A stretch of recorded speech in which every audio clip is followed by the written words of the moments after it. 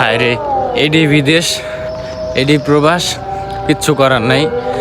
এখন মনে করেন যে রাত বাজে 4টা, রাস্তায় আছি, রাস্তা পুরো ফাঁকা, কোনো সমস্যা নাই। সৌদির রাস্তা একবার পুরো ফাঁকা। কিছু মানুষ রাত্রের বেলায় এখনো কাজ করতেছে ওইখানে, রাত 4টা বাজে। এরা মনে করেন যে কাজ করতেছে। তো আমি কাজ ছেড়ে কিছুক্ষণ আগে মনে করেন যে বাসায় চলে এসেছি। এখন আবার বাসা থেকে রুম থেকে বের হয়েছি যে কাজ শেষ করে মনে করেন যে রান্না করবো। তো রান্না করুন, কিছু রান্নার মনে করেন যে মশলা টশলা এগুলো নাই, দোকানও গেছে সব বন্ধ। এখন ঝামেলার ভিতরে আছি। এখন বিষয় ওইটা না, রান্না করতে হইব, খাইতে হইব এটাই। আর দোকানপাট যা আছে সব মনে করেন যে বন্ধ। তো এই যে আশেপাশে দোকান এগুলো হইতেছে সব এখনো বন্ধ।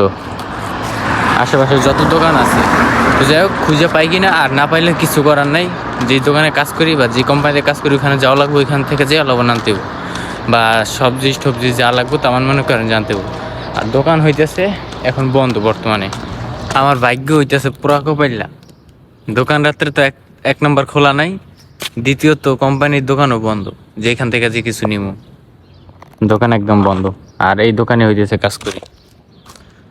মানে ভাই কি করব, রাত্রে কাজের প্রায় মনে করেন যে দিনে কোথাও যাইতে পারি না, রাত্রে যাবো, এরপরে মনে করেন যে রাত্রে বন্ধ, খাওয়া দাওয়া তো অবশ্যই করা লাগবে, কিচ্ছু করার নাই।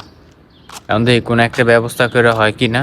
একটু চাপ ভাই, বিদেশ মনে করেন যে একটু চাপ, একটু মনে করেন যে কষ্ট করে চলতে হয়। তো এইটাই, তো যারা আসবেন, যারা কষ্ট সহ্য করতে পারবেন তারাই মনে করেন যে বিদেশ আসবেন।